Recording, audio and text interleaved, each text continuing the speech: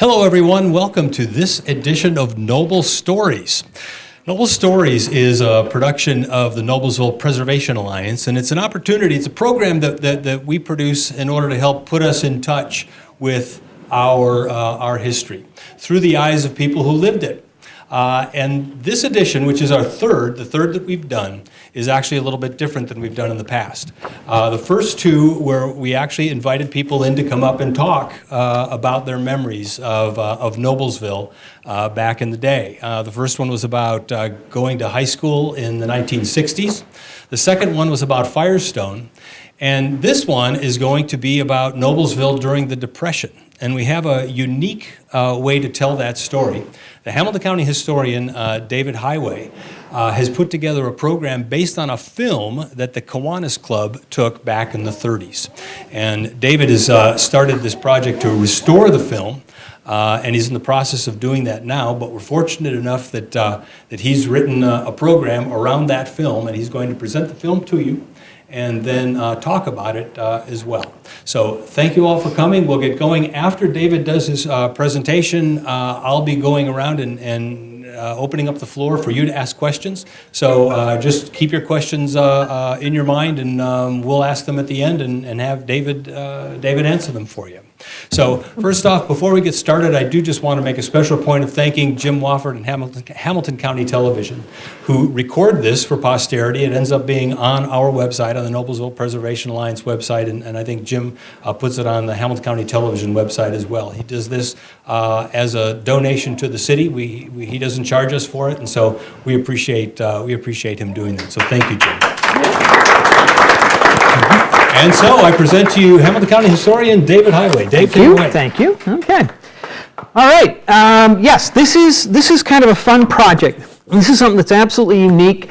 This was something that we were really lucky that we ended up getting. And it's got kind of an interesting backstory there. One thing I want to do, first of all, though, is to thank Elena Schunkweiler, because she's the one who actually donated this to the Historical Society, who recognized that it might have some historic merit to it. So that was great that she did that.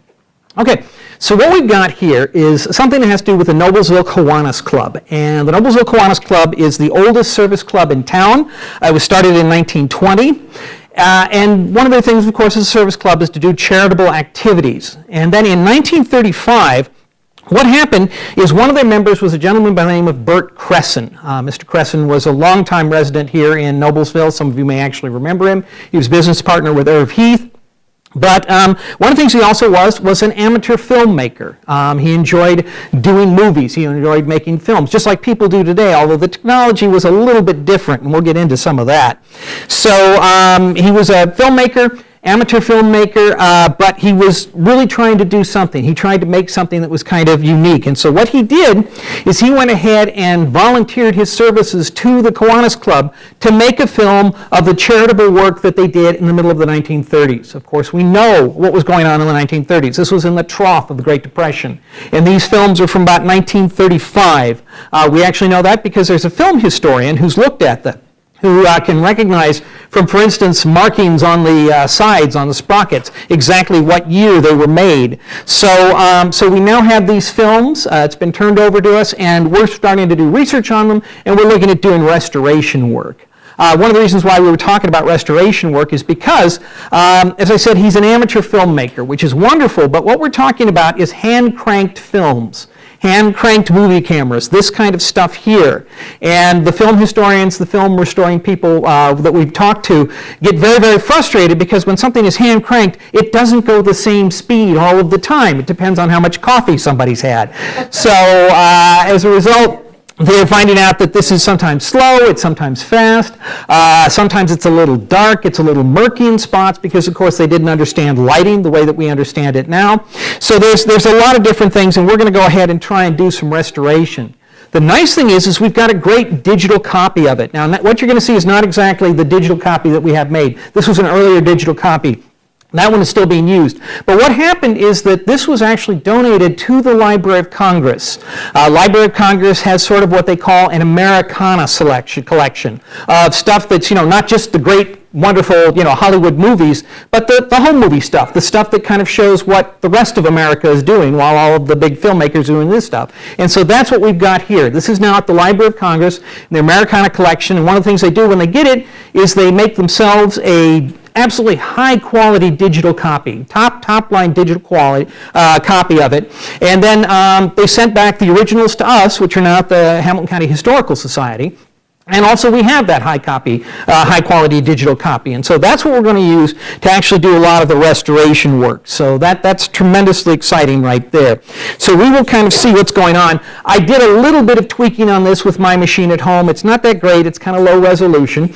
But, and you'll see that they're kind of murky, but at least it's not quite so speedy, jerky kind of stuff there. So that's what we have right there. So what we'll do is we'll kind of roll into the prologue, which is the first clip here. And now, as a joke for some friends, I actually did this with the soundtrack from Star Wars, because it's just like that opening to Star Wars. It kind of scrolls a little bit there. It makes it a lot more exciting, I can tell you. This is like 2 minutes long. But one of the things is this kind of tells what they're trying to do. This tells what they're trying to do, how they're going about doing it, and things like that. And there's some interesting issues involved with that. One of the things, for instance, that they mention is that they're raising money through a minstrel show, and I'll talk about that a little bit more in a minute.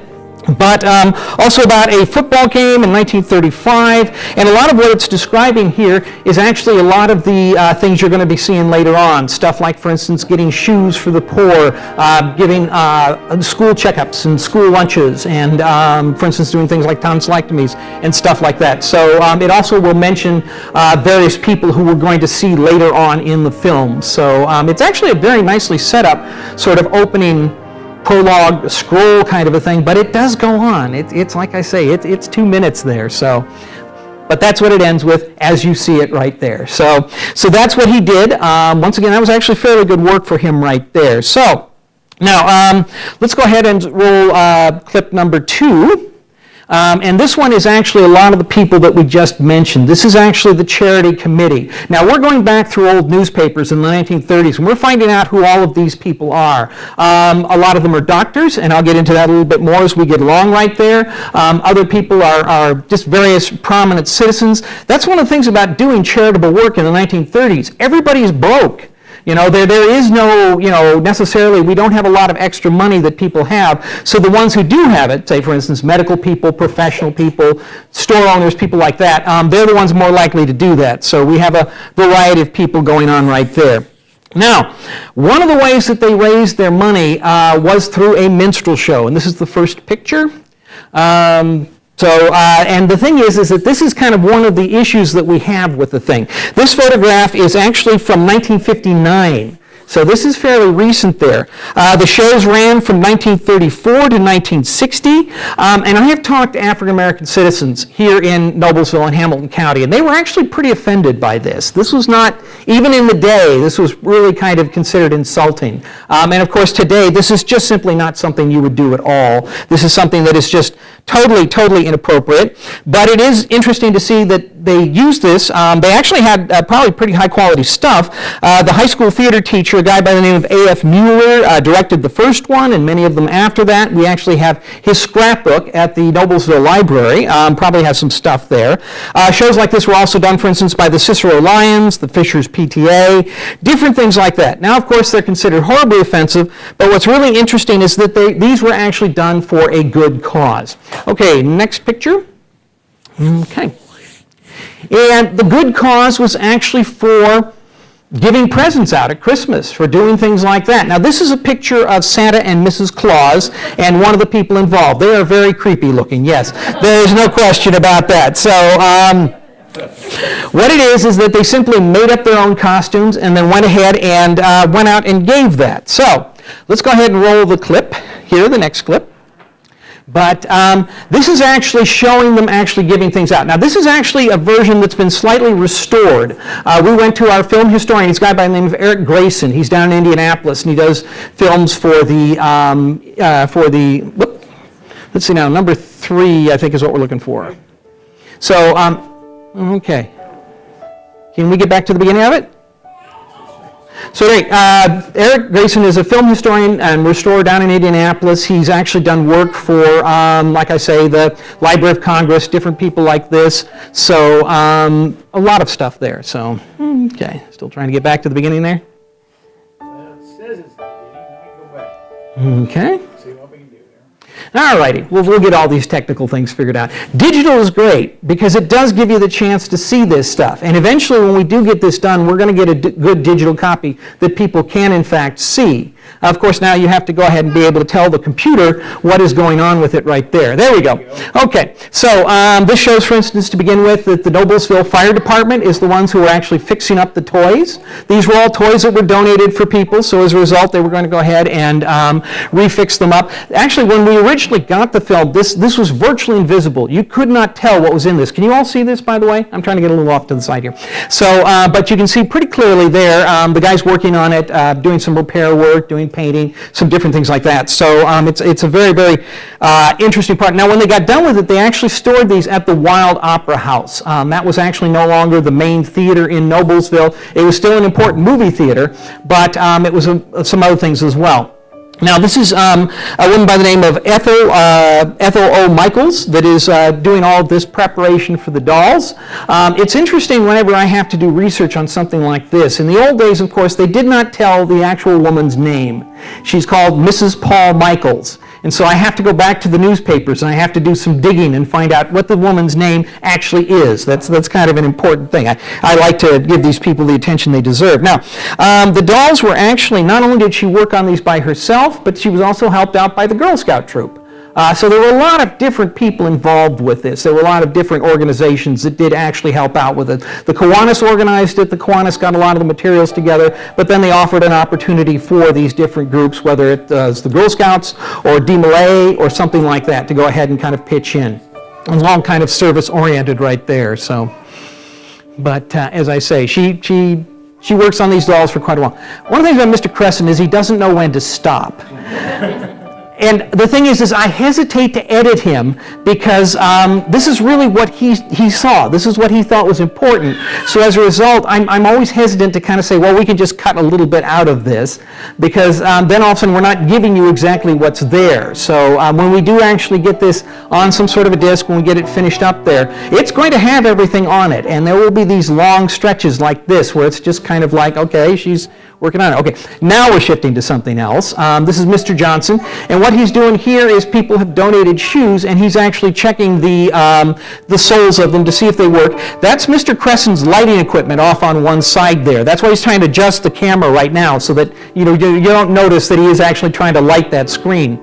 We think that's in some gas station downtown Noblesville, one of those things there, because after all, if you look in the background, you can see the various calendars. There was also something that had like a big Quaker State oil sign, something like this. So we're guessing as to where some of this stuff actually was. There is material about it in the papers, but a lot of times it doesn't go into the precise descriptions of what's going on with the thing there. So yeah, these are pretty well worn out shoes there, but at least they're getting rubber soles on them and people will appreciate them and not have to put like cardboard in there or something like that to kind of plug up the holes. So actually, what's interesting is some of those shoes probably date from about 1910, so they're only 20 years old, but to us, of course, they'd be antiques there. Okay.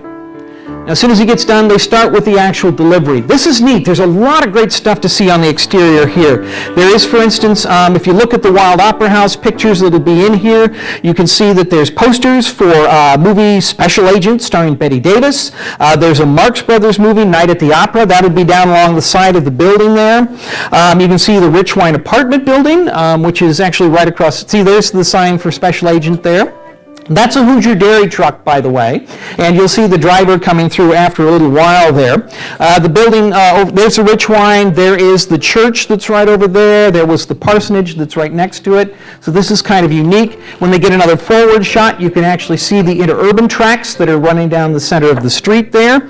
As a matter of fact, the building next door to the Wild Opera House, where Ayers Real Estate is today, was a Union Telegraph office, and in one of these scenes you can actually see the telegraph messenger walk across the screen, full uniform, the whole hat and the jodhpurs and all this other kind of stuff there. So as you can see, the Western Union thing there. So yeah, Santa Claus is getting ready to do that.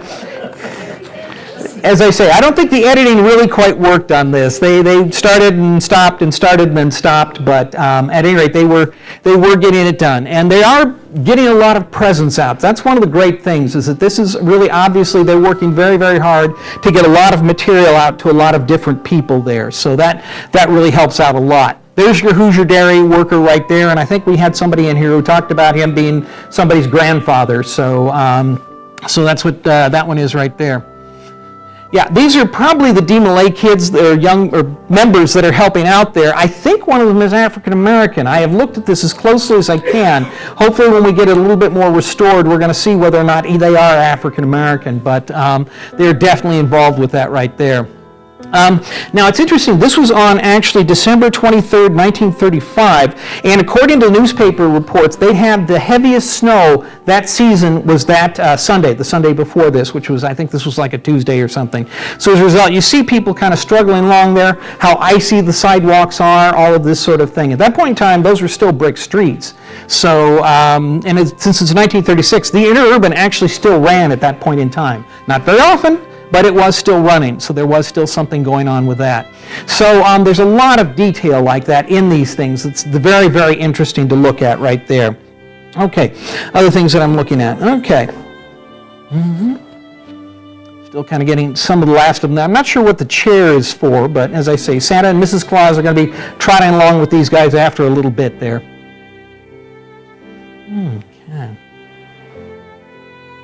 Okay. Now this is really interesting. This is a part of Noblesville that nobody bothered to take pictures of otherwise.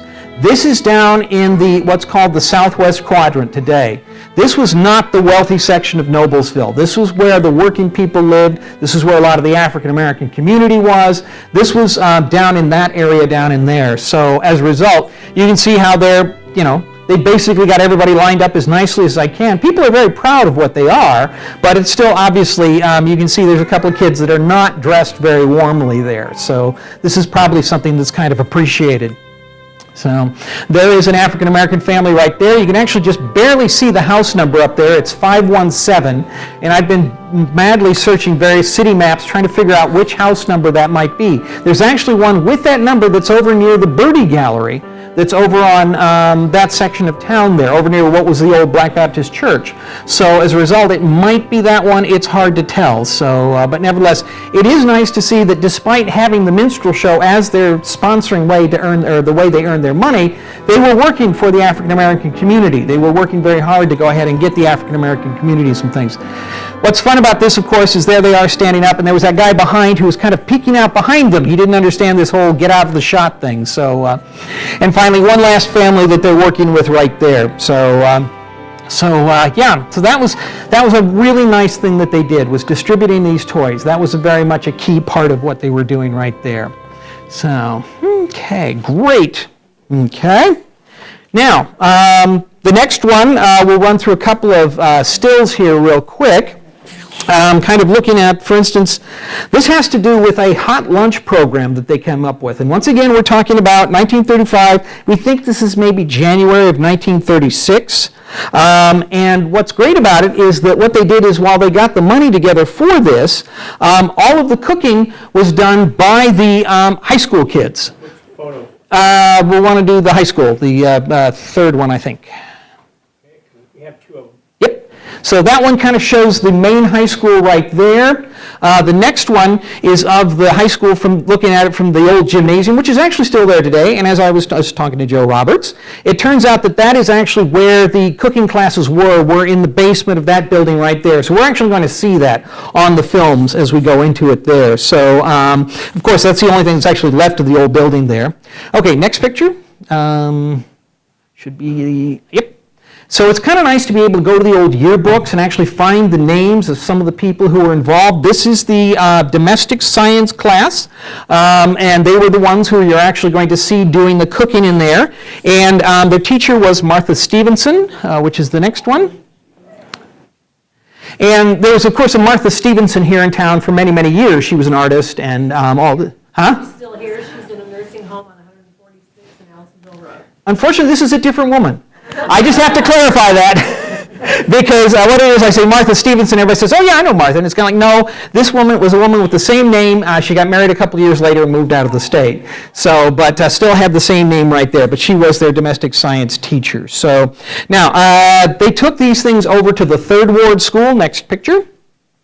That is, of course, Third Ward. That's down on South 10th Street. That's over where Kenley's Supermarket or the Beauty College or I guess Ginger's Cafe. It's been through a dozen different things. So, but that was the Third Ward School right there. And the thing about Third Ward is because it was over kind of towards that what's now the Southwest Quadrant, there was a lot of the kids who were not very wealthy. This was where a lot of the poorer kids actually went. So as a result, that tended to be where the focus was when you did charitable work or something like that. The film actually shows some of their teachers along with their principal, Harriet Haverstick. And next slide. Also shows the Noblesville superintendent, Ben Watt. And he was actually a Kiwanian, which is why, of course, obviously he got involved in this. But also he was also known for really enjoying performing in the minstrel shows. So very nice man, very well liked by a lot of people, but nevertheless, part of that whole thing right there. Okay, now, as we get into the films, one of the things to watch, and I'll point him out as we get in there, will be actually the high school janitor, because he's in this as well. His name was John H. Thomas. He was African American, and he was superintendent and Sunday school teacher at the First Baptist Church. His expression is kind of something to see. He's a very business-like individual, and he realizes, okay, we're getting the food to the kids. Meanwhile, here's Bert Crescent cranking away on the camera, and there's this kind of, okay, we're getting on with it. So we'll see that. So let's go ahead and run that clip, which should be if we just did 4, should be 5. Let's see what we've got. Yeah. There we go. That's it. So this will show you the actual feeding program. High school domestic sciences right there. So it's great, I mean, because this is, like I say, something that you wouldn't think to record otherwise and wouldn't have a chance to record. And we can see the young women as they're actually cooking there. It's some kind of a stew as far as I can tell. So I like the way that, she tests it and puts the spoon back up and checks on some things, and other people wash stuff and they're going on stuff like that. So we'll actually get to see how they're actually going to transport this material. Now nowadays, of course, if you're taking food back and forth, there's all sorts of food handling laws and stuff like this. And although they're using a lot of hot water and things like that, they're not quite so hung up on that sort of stuff. And instead what they use are milk cans. So you will see giant milk cans as they're pouring in the stew into that stuff, and that's how they're going to transport them. They're shiny though, they're very clean, but that is how they're doing it there. So here's Miss Stevenson as she's talking to one of the students and preparing to do that. It seems like this that I would love to have the budget that Peter Jackson had for a recent project that he did, which was a documentary about World War I, where they got a bunch of the old World War I silent films and actually had lip readers who watched the films and were actually able to tell you what people were saying. And I'm looking at those folks conversing, and I'm kind of going, oh man, what are they saying? I would love to know what she's telling that student, but we're not seeing that. So there you see them kind of washing up the cooking gear afterwards. And so this, as I say, this is down in the basement of that high school area right there.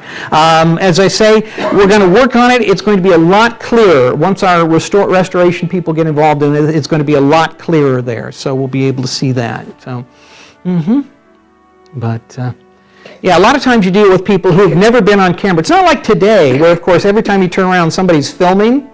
A lot of these people, they just don't have any idea what's going on. Okay, and here's Mr. Thomas. Big gentleman, obviously, can handle one of those things one-handed. And he's loading them into a vehicle up there. You'll see that in a second. You like that expression? He's saying, let's get on with this if you please.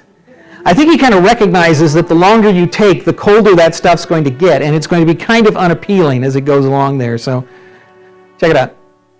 I'm like, okay, come on, let's go. Now, this is over by Third Ward, and if you've been in that area, you can see some of the houses that are behind there. Some of those houses are still there today. If you look behind the building there, over by what's now that church, which is, what's the name of that church that's over there? Deer Creek Church over there. So this is just right across the street from where that would be. And so they are basically loading that stuff in there. So here's Mr. Watt and Ms. Haverstick Mrs. Haverstick, I guess they would do back in those days. They were very proud of that there. So, And he's talking about, I'm sure, about how wonderful it is. Now, granted, he wouldn't eat that stuff ordinarily, but hey, kind of doing that stuff. So, teachers are definitely not used to being on film. As I say, this is a time period before it was really easy to do this kind of stuff. So people would get very, very sort of self-conscious about the whole thing. And they were just not that comfortable with what was happening there. So.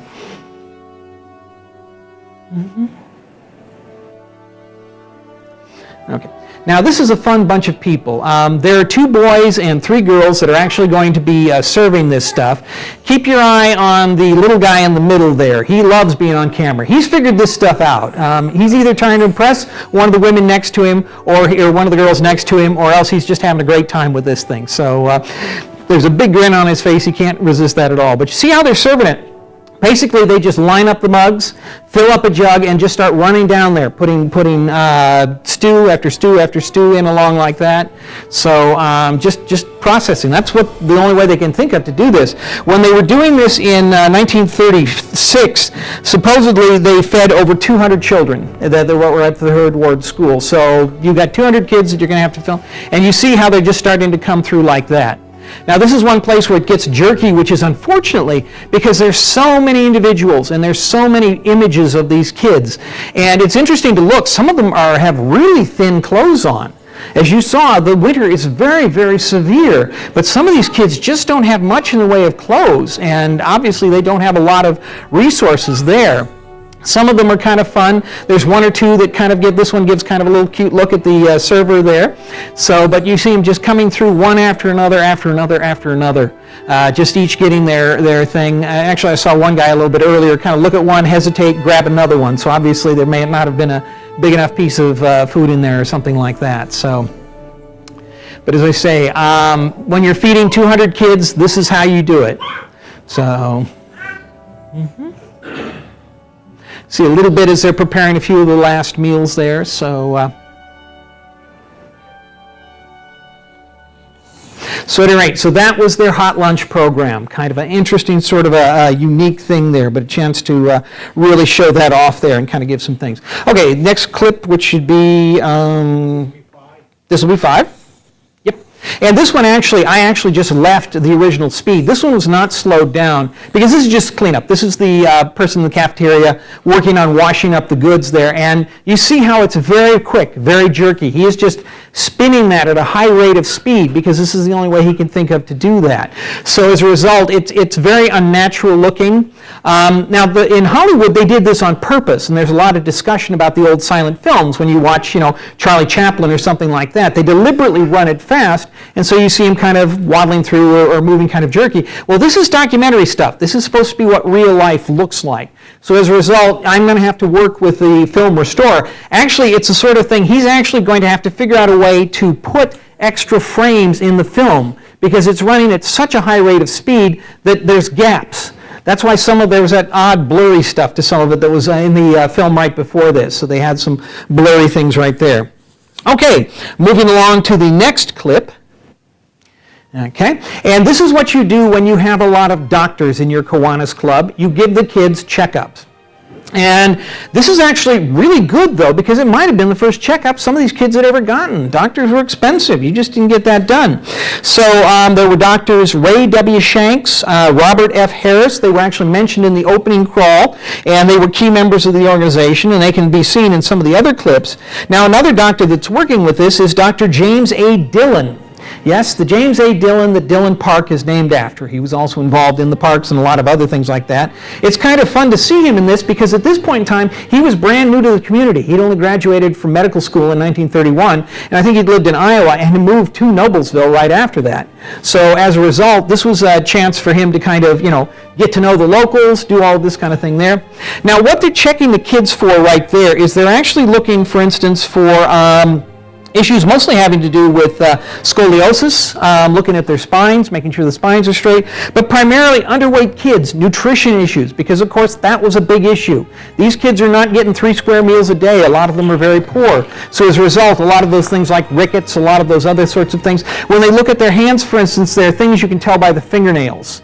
the way the fingernails are growing that kind of tell you whether or not a child is healthy. So that's why they're looking there. And of course, you see them doing the standard, what's called percussion and doing things like that. So I'm very much a part of that. I would personally like to learn the nurses' names as well, because these women, you can see them working on it. You'll see them more after a little bit there. And they're doing just as much work as the guys are, trying to keep track of all of this sort of thing there. But no, it's kind of fun. It's interesting to look at that child there and realize that that would be a person in their 80s right now. You know, that is, I don't know, maybe 6, 7 years old, something like that. And this was in 1935, 36, so they're pushing 80. They're over their 80s now, so it is kind of bizarre to look at. That one's not quite sure what he's doing there. I like the eye rolls, the side eye, and some things like that. So, but as I say, checking for scoliosis, making sure that all of that is healthy right there. Mm-hmm.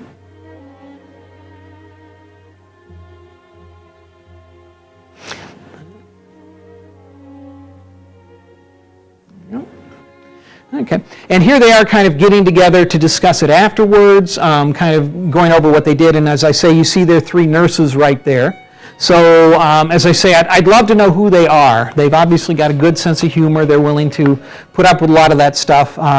Learning who a lot of these people are going to be great. I'd love to learn the names of the kids that were in the previous thing. I like this. Obviously, somebody told a joke. But then, of course, trying to get it organized at the end of the thing, literally going to have, Dr. Shanks is going through all of these records. This is just their way of doing charity there, so kind of organizing that. But as I say, there's a lot of individuals in this, and it would be wonderful to learn their names. I'm not sure how we would include that in a final product, if we would have like closed captioning that you could turn on and kind of say, okay, this is somebody, this is somebody, this is somebody, this is somebody. But you saw how fast those kids were going in that earlier scene there. So as a result, that would be a little tough to do, but it would be nice to identify as many of these people as possible. This would be a really great way to go ahead and find something out about all of the people at that point in time there. So, okay, so that is a lot of their charity work as far as the schools went. Now, they did other things as well, and the next one is, whatever the next clip is, there we go. And this one, some of you, I'm sure, will actually recognize. I actually put this one up on Facebook at one point in time just because it was so much fun. This is the original playground at Forest Park.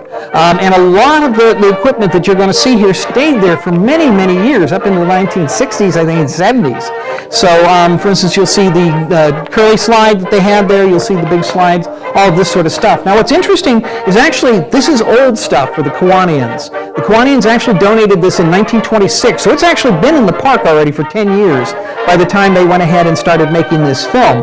But that was the thing, is that's when the park was originally built. They got the money together to build the playground equipment for the original opening of Forest Park in 1926-27. But this was at least a chance for them to kind of show off, what they had done, to kind of show it in a recording later on there. So that's what we have right there. Okay, so that is another one of the charitable things they did. Now we're going to go back to see some more school things. As I said, Crescent was the one who decided the editing on this, not me. So if it's not really kind of consistent there, that's kind of the way it goes. So, and this is a high school or a 8th grade field trip into Indianapolis, and we'll just go ahead and roll the next one. So it starts with the Kiwanis sign, but I think that's sort of a divider between the two different things. They had the school thing, and then they went ahead and did the Kiwanis right here. It says Noblesville Wednesday noon. So all of these cars are lined up on 10th Street, and this is just by Seminary Park today. This was by the old, what was called the 2nd Ward School, which was, we just saw 3rd Ward. Well, this will be the 2nd Ward School, and that's where they were taking off from to do this thing. And I think that's, I forget which doctor that is, but you can see that everybody's there to have a good time. So, so they're getting ready to head down to Indianapolis, and they're going to make literally a convoy of these cars. They don't have a school bus. They're going to pack all of these kids into all of these different cars, take them down. This is on the steps of the Capitol building down in Indianapolis there. I'm going ahead and showing how they're all lined up there. Like I say, once again, it'll be nice when we get it restored, when we can get it lightened up, and you can see the faces a little bit better and see the different people there just a little bit better. That's what we'll be working on right there. It's interesting because once they get done with that, they have a chance to go around. I love the fact that actually the adults are there as well, and occasionally you can see a passerby kind of wandering through one going, what's going on here, guys? Well, what is all of this stuff? So the film they show of the actual activities they do is a lot of fun because they pose on the state capitol, then they do views from the top of Monument Circle. Okay, this is looking down from the top of Monument Circle in Indianapolis in May 23rd, 1935. So as a result, when it gets clearer, you can see it's just really kind of a neat perspective to see of the town like that. So they've got that. Then what they've got next is they go to the World War Memorial, which is down there, which was actually a pretty new building at that point in time. That had just been finished just a little while before that. And then after they go through the World War Memorial, they head out to the Indianapolis Motor Speedway. And this is pretty cool stuff. Now, we don't get to see any of the cars actually racing. Let's see now. We just get to see them kind of wandering in and out of the thing itself. What's kind of fun is that you can pair this up with what was made actually a year later when Lucky Teeter came to Noblesville to do his demonstration on Connor Street, which a lot of people have heard about. One of the things they used in the newsreel of that was film of the 1935 Indianapolis 500, so you can do a mashup of those two things, of this and that, and kind of get an idea of what the speedway itself looked like, and to see the cars racing and do all of that kind of stuff. Some poor guy got a flat. Thank you very much. So I think we did see them in the stands there, and they did have a chance to see some things, but nevertheless, not everything worked out accordingly there. So, and then one nice little shot of a young lady killer there. So probably very, very proud of that. So that was kind of that 8th grade field trip there. And it's like I said, once again, kind of a neat document of some people that you hadn't really seen before. So now, coming down to the last video here, and we can go ahead, second to last video.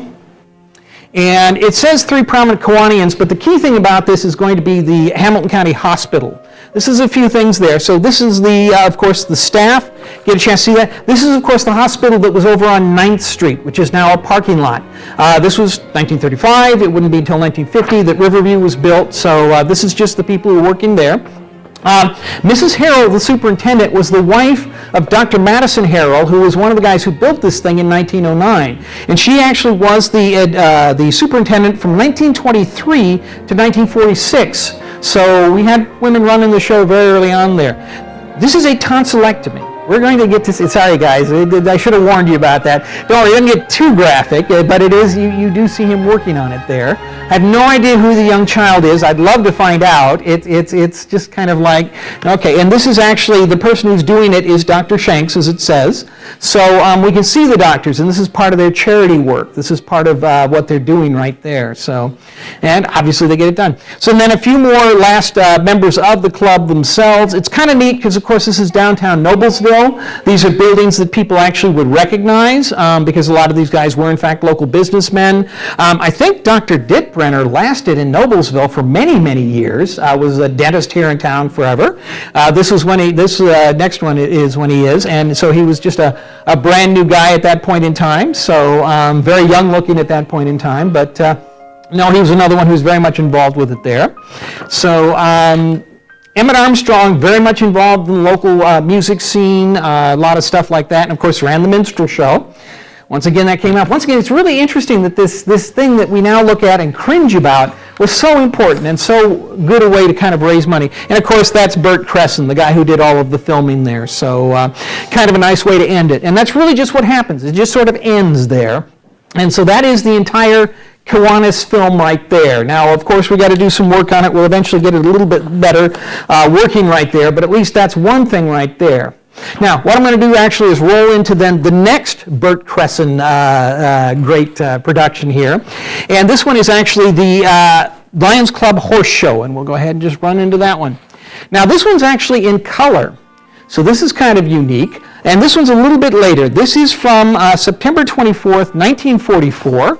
Oh boy, can't even see that at all.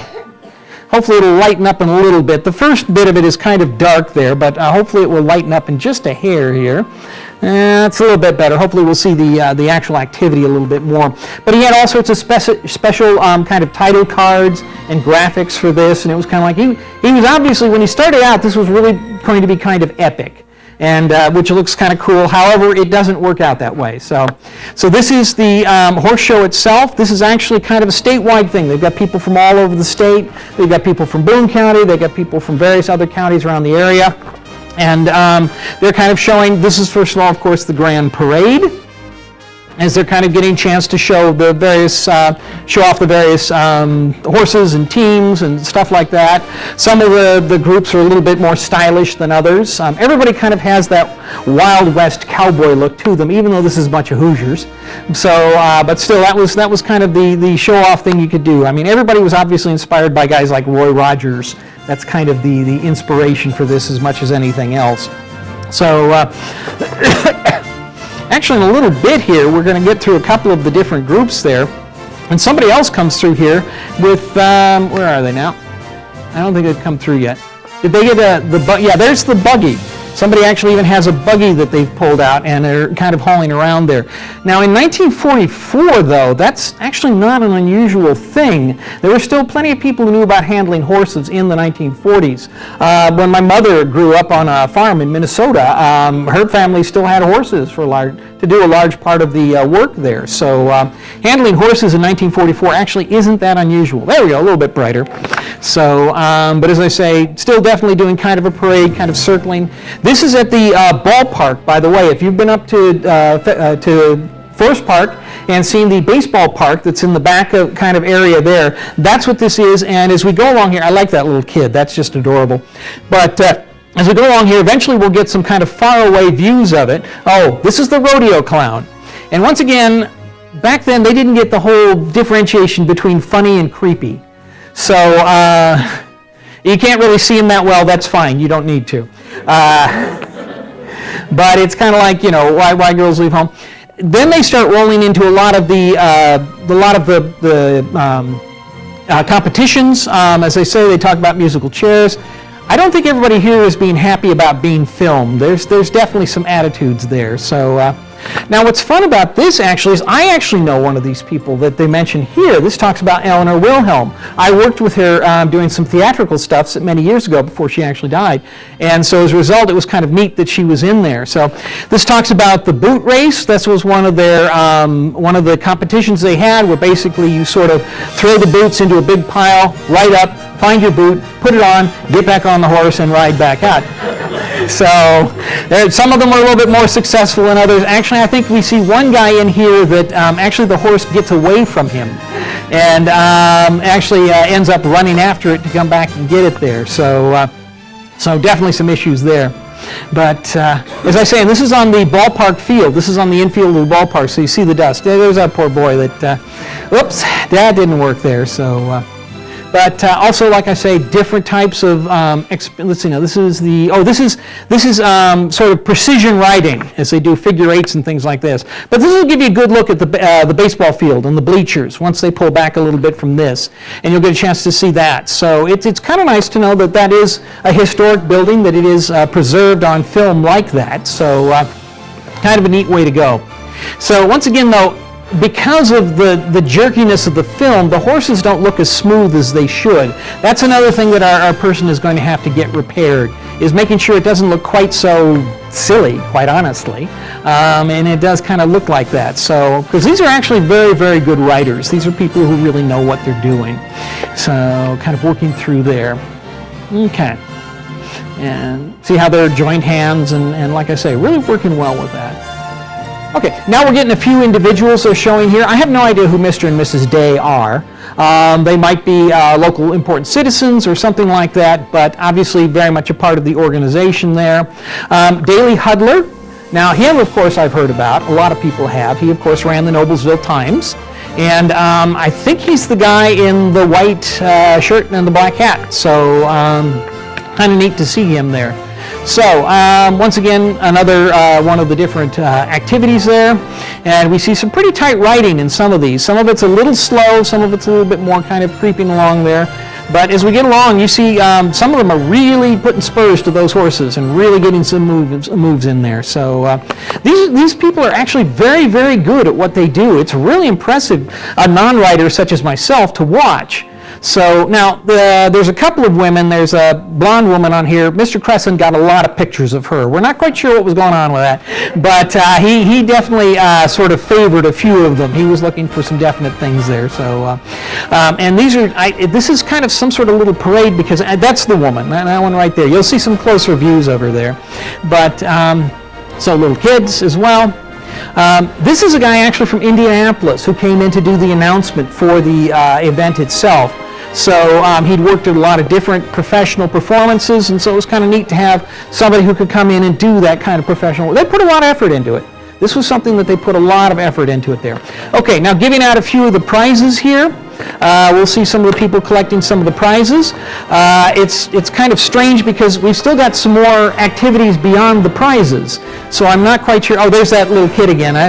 Bouncing along like mad. That does not look comfortable. So, but still, it shows a lot of people who are very, very much into it there. So, now this is interesting because, of course, this is on the baseball field as well. This is a real field jumping event there. That would scare the heck out of me. I don't know. But these guys know what they're doing some very nice coverage.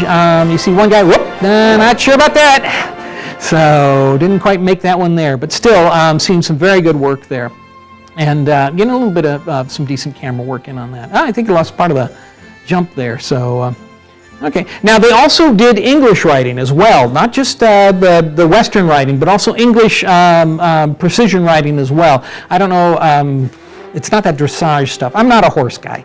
So I'm kind of looking at this kind of secondhand, but it's all just as much precision writing, so they've got that. Okay, then there's more cowboys here. Once again, we seem to be having these parades on a regular basis, but that's all right. That's what I'm wondering about the editing sometimes. Is kind of like, did he just sort of slap it all together at the end there, or is there actually a thing to this? So, is that blonde woman again? He really fixates there. So, okay. Back and forth some more.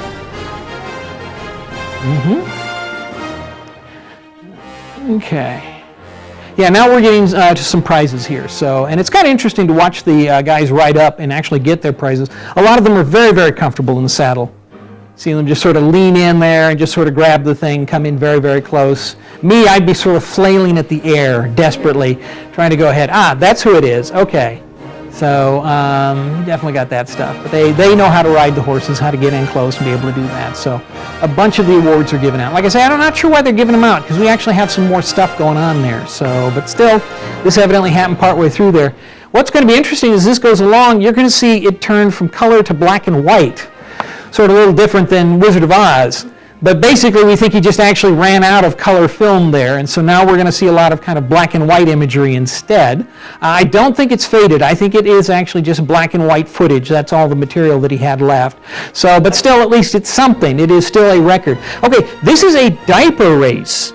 Okay, the guys ride the horses up, put this stupid tablecloth around their waist like a diaper, and then get back on the horse and try and ride off there. So, and then win the race that way. I just kind of like, really, guys? Okay. But you know, that was that kind of, it was to show your horsemanship, to be able to do all sorts of crazy things and still be able to do really fine things like that. So, once again, the very fine English writing, very fine precision writing like that. So, just a variety of things there. So, okay, and this is kind of the final sequence. And these are guys just doing sort of a reenactment of Pony Express types moves. Ride fast, hand off the bundle as quick as you can, let the other guy get going as quick as you can. So, see how they're kind of adjusting it back and forth, handing off. I'd be afraid of losing a finger myself. This is, didn't make that one. And then one of these, there's no rider, and the guy just ends up throwing it on the ground, so it doesn't quite make it there. Yep, so he doesn't quite get it there, but I mean, so you see how fast they're riding. They are really covering ground. They are running as hard as they can to do this. So I'm not sure if somebody was timing it or what was going on, something like that. See how tight he's getting? And that's it. So unfortunately, that is the end of that one there. So that is the Kiwanis and Lions Club films. Those are the materials that we have. And the thing is that now we want to go ahead and clean them up, make them available, lightened up, slowed down, add a little soundtrack, closing credits, and maybe some captions. And among other things, we're planning to give a hard drive of the raw footage to the Noblesville High School for their media classes to use, because we think that the kids would have a lot of good inspiration by this. They might get really inspired to kind of do some fun stuff there. Now, what we just watched was about 36 minutes long. The improved version is going to be actually slightly longer, simply because of the adjustments we're going to be making in the speed our restored person was looking at it was kind of saying, by the time we get it all correct, it may be 40 minutes or so long. So it will be a good version. It'll be something slightly improved. We're expecting it to cost about $2,500. Now, part of that money is to actually make copies of it that will be available for sale from the Historical Society. But that's the project that we're working on now. So we've been raising money for that. We've gotten some very good donations from some different groups, from different organizations, Mattville Pike Questers and some things like that. So that is kind of the effort that we're making right there. So like I say, it's a unique document, it's a fun project, and I think it's something that people are really going to enjoy seeing the final product when we get it all done there. So, that is the film. Thank you very much. If anybody's got any questions, comments, additions, if you knew somebody up there, I would want to hear about all of that. So, anything at all, thank you very much. Thank you, David. Let's give David a round of applause. Thank you. Does anybody have any questions or any comments that they would like to? Yes. Sandy Wire. I have to tell you all, I remember getting my tonsils out in that hospital. Okay. Because if you had sore throats when you were a kid, that was what they did to you. And I remember the ether. I remember waking up with a sore throat. I remember the ice cream that you got when you complained about the sore throat. And I remember my grandmother bringing me a flower from her garden to comfort me. Oh, so see? I imagine that was a little bit later than this, though, right? Okay, we won't go into details, but... Did they put you out for that operation, so you were not conscious when it was happening? Mask, and I remember the mask with the ether. You don't forget that smell. Yeah. Well, it's interesting because, of course, to show this to a modern doctor, nowadays, of course, they have various intravenous ways that they use anesthetic, and they've got the mask and everything. But for that one, you saw they just sort of put a piece of cloth over his mouth and then poured the stuff on it, which is, you know, okay, you better know what you're doing there, buddy. Yeah. Early anesthesiology. Uh-huh. Any other questions or comments? Is this going to be a DVD when you get it all done? She's asking if it's going to be a DVD. We hope so. We certainly hope so. That is the plan, is to get it into some sort of DVD format, something that people can take home and watch. Much like, if you recall, the 1960 film that was put out just a couple of years ago, that they found and did some work on and were able to restore. That eventually was put out in DVD form. There's copies at the library, of course. But this is also going to be available for sale because, as with anything else, it's like the 1960 film. They got it all done, they got it packaged, and then all of a sudden people watch it and said, oh yeah, I know that person, and I know that person, and I know that person. All of a sudden we're back rehashing it and kind of putting some more material together. So it's probably, when we get this done, what's going to happen is that when we distribute it, we're going to get a lot more feedback. We're going to get tons of feedback. Somebody's going to show this to their grandmother, and the grandmother's going to say, yes, I know this person and that person. Or somebody's going to look at it and say, that's the only picture I've ever seen of Granddad. So it's going to be really interesting kind of stuff. So we're definitely going to get it, and we're going to make it available so that people can, in fact, see it. We might even put it on YouTube. I don't know. Great. Great. And another comment over here? Yes, Dr. Shanks that was in that. He delivered me when I was born Oh, my. in the country. Uh-huh. And then he delivered all three of my sons and Okay. took care of them till they were in junior high, which was the 70s, I think, Yeah. early 70s. Early 70s. I was looking up these doctors, and yes, they practiced until the 60s and the 70s. Could have taken out your tonsils because he was a surgeon too. Yeah, that's very likely. Yeah. Yeah, it talked about, when I was looking up the doctors, they talked about how Dr. Dillon, Dr. Shanks, Dr. Harris, basically, general practitioner was not kidding in those days. Everything from delivering babies to taking out tonsils to dealing with everything. He was a surgeon. Shanks was a surgeon. Yeah. Dr. Dillon was a DO, I think. Mm-hmm. And Dr. Harris was a art specialist. Mm-hmm. And he was the father of a friend of mine, Okay. Jane. And, yeah, I knew them all. Okay. And they came to the house. Mhm. Dr. Harris came and gave me a penicillin shot, the first one I ever had, to the home. Mm-hmm. He lived on South 9th Street.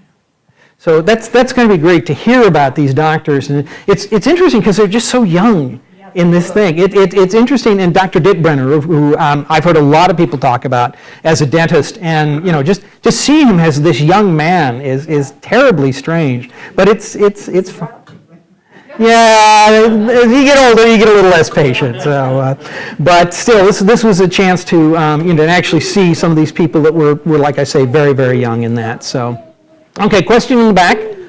So what year was the Kiwanis? When was that filmed?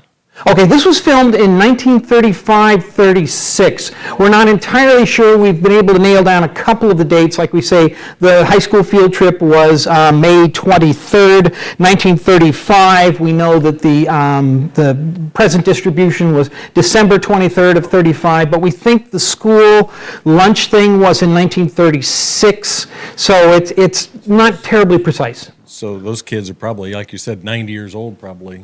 Exactly. So my dad could probably identify a few of them, but he passed away. So Yeah. you need to check with some of the noble 90s that Paula Dunn keeps track of, and have people look at that and see if they can pick anybody out. That's why we're going to make this available so that people can do that. The horse was, what year was the horse stuff? 1944. That was the depths of World War II. That's amazing. That many people had horses. You know, you'd think that they would be all involved with that, but I'm sure that it probably had something to do with some of the war activity. It's kind of like you can't all be soldiers there, so instead you can stay at home and maybe raise money for charity by doing something like this and giving out awards later on. So. And then I knew Dr. Dillon from the golf course, played golf with him a bunch in the 70s, and then Dr. Dittbrenner, my grandma, Ruth Martz worked for him. His office was above where the Noblesville Welcoming Center is now. And then the Forest Park had golf tournament named for both Doc Dillon and for Doc Dittbrenner. He had a team event, and so I knew him from the golf course as well in the 70s and 80s. So interesting to see him that young. Yeah, well, it is interesting, like with Dr. Dillon, for instance, that they named a park after him, and, people sort of remember him. But here he is in the flesh as a young man preparing to do all of He was this. president of the park board for like 30 or 40 years. And Dr. Shanks had Palomino horses. Okay. He rode those in the, Shriners Parade. Okay, so, Indianapolis, and so his daughter Rosalind could have been in that because she probably rode horses. yeah. So we've got, like I say, Dr. Shanks with his horses and probably his family involved with that. It's great to see Daley Hudler, who, as I say, was with the Times and was obviously involved in organizing this as well. So, as I say, a collection of people that you might not have seen otherwise and images that you might not envision of them otherwise. So a really great, unique document to work with there. It was fascinating to watch it, David, and thank you very much for the terrific narration. It was very educational. So. Thank you for that, and thank all of you for coming. I just want to remind you that this is a presentation of the Noblesville Preservation Alliance. We actually rent the facility here. There's no charge to come, but we do have the fishbowl out. If you feel like donating at the end to help offset the rent, we would appreciate it. We are grateful that Logan Street Sanctuary is here. That's one reason we do it here, is because we want to make sure that we keep this facility up and going. So we encourage you to come back. They have programming here virtually every weekend. And every weekend. Come back tomorrow night for our open stage event. It's the second one we've ever had. We welcome musicians, comedians, poets, writers, whoever wants to come up and Lots of things going on here. The newest edition of the Polk Street Review, just hot off the press. They just had the award ceremony and a bunch of readings last night here. So at any rate, there are plenty of copies there if you are interested in purchasing one. Yes, ma'am. I'm Elizabeth Gerard, and it might be of interest to you. You mentioned Second Ward School. My father, born in 1880, went to high school there. When was that building built? That was built in 1870. Yeah. Be the same building then. All right, my father went to high school there. My husband, Jimmy Gerard, born in 1922, went to junior high there, and my children went to grade school there, elementary school. Yeah. Great. Thank you. That for is great. Yeah, actually, it's interesting. The school system, the Noblesville school system, is working on its 150th anniversary. And so looking at, of course, 1869, which is when it was actually founded, They're interested in the old, what was originally called the high school building in the 1880 history. So they're actually going to be talking about that. They're working on a special program that they'll be doing, talking about the people who have been through the schools. 2 years to high school. There was no rule that you had to. Exactly, so. Wow. Wow. Well, so again, thank you all for coming. Thanks for all the input. Thanks for the questions. We have these approximately every quarter. We put these programs together as we conceive them. We're not entirely sure what the next one is going to be, but we'll have it again in another couple of months, so keep your eye on the local media. My name is Mike Corbett. I'm treasurer of the Noblesville Preservation Alliance. I thank you all for coming, and good night and be safe.